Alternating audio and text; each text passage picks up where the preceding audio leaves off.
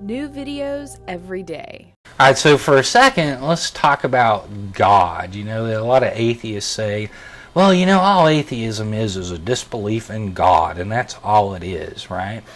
Well, if you want to make that simple of an argument, you can say, well, all theism is a belief in a God. That's all it is.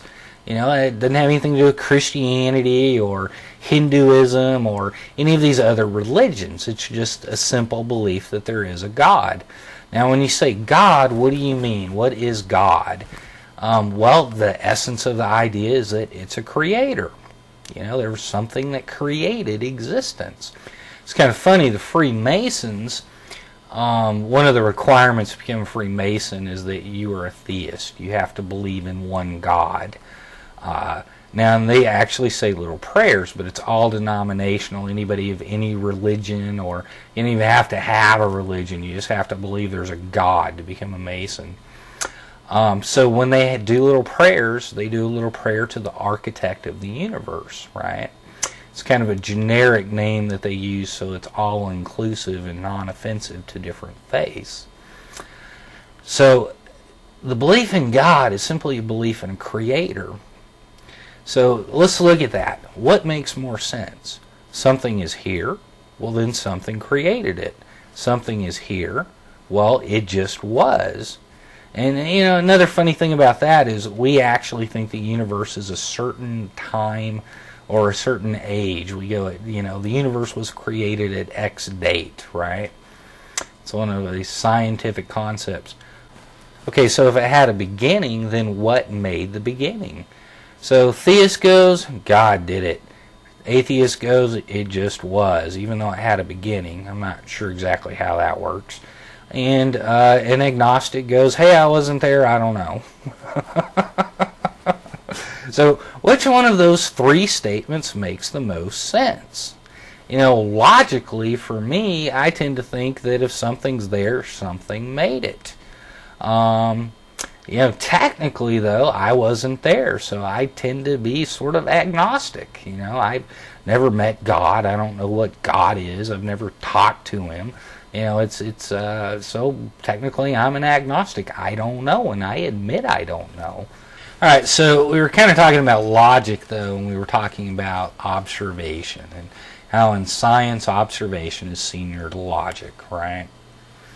Well, you know, there's all these different religions that are the mystical religions, and mysticism is a belief that you can somehow communicate or touch or become one with God or the allness of the universe.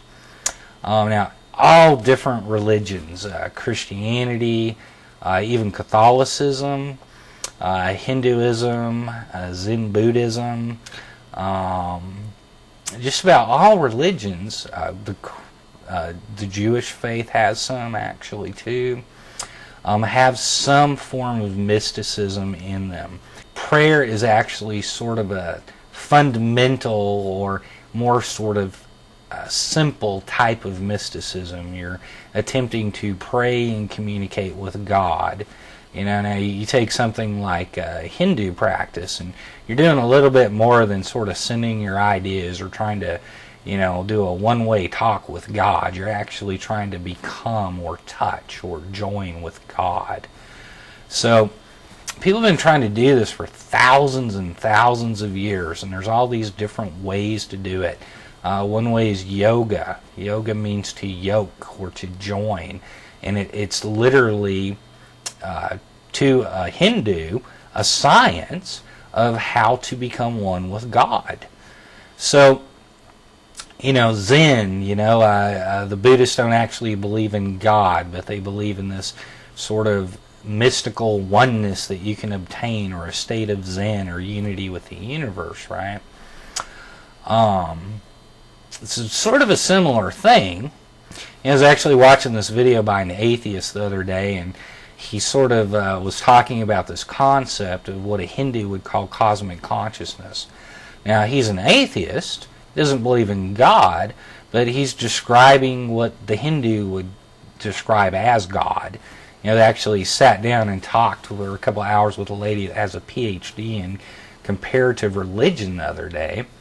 she was kind of telling me what she thought God was, and she gave me the same sort of idea of cosmic consciousness. So on one hand, there's an atheist saying, hey, you know, here's this thing, and I'm talking about it, but it's not God. And then here's a theist, and she goes, hey, there's this thing, and this is God. Talking about the same thing. It's just a different label. It's sort of semantics. So similar sort of thing in Buddhism. You know, they sort of reject the idea, just like the atheist does, that God is some old dude sitting on a throne with a little white beard looking down on earth and, you know, intervening or whatever, right? But different philosophies or different religions have different views on God, and that's certainly not the view on the Eastern religions. Now, the Eastern religions would say that you cannot obtain enlightenment or you cannot know God through logic. So they have these different methods that they try to use in order to become enlightened. There are these different procedures. You know, yoga is an example. Zen meditation is an example. Taoist meditation would be an example. But, you know, there are all these ways to directly experience, directly observe something, right? Now, an atheist will sit there and go, logic, logic, logic, logic, logic. Well, you know, people have been involved in mystical practices since practically the dawn of time. Those practices still exist. If you think people don't somehow get something out of it or don't experience something which they subjectively feel is God, right? You're crazy. If they didn't get anything out of it, they wouldn't do it. It would have died out many, many years ago. So, and by the way, I'm not a mystic. You know, like I said earlier, I've never touched God or met God, so technically I'm an agnostic as far as that goes. I tend to kind of bleed over to a theist because I do have a belief logically that I think it makes more sense to me that something created this. But, and because I haven't directly observed it, I don't really know. Okay, so, you know, for an atheist to go up to a mystic and go, you know, I'm going to try to convert you because I'm going to try to logically show you how God doesn't exist. Well, the mystic's going to laugh in your face. He might spit at your feet. He thinks you're a freaking joke.